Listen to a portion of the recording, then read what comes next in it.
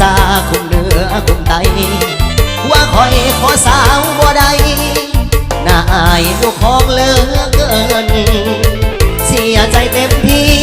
ก้มหน้านี้ตั้งแต่คนเคินบ่อยู่ไปหอดมือเอินอยากอายคนเขาสิเว้าใส่พอลาพ่อแม่เก็บเอาแพ้กระเป๋าเสื้อผ้าอดกันแน่เด้อน้ำตามึงอย่าเฝ้าหลังออกลาย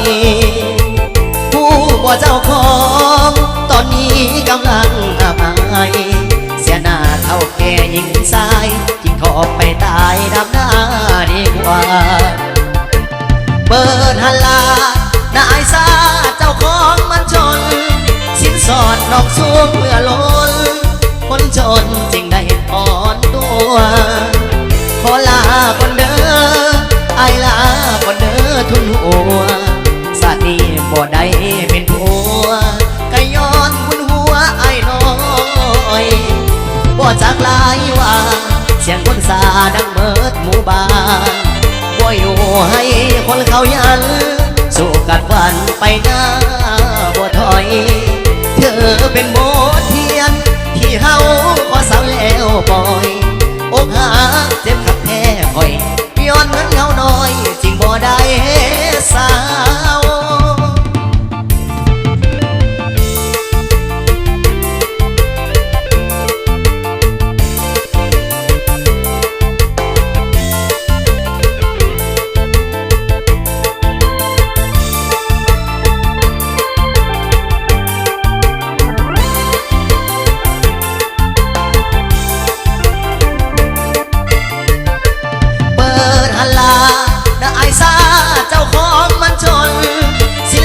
น้องสูงเมื่อล้น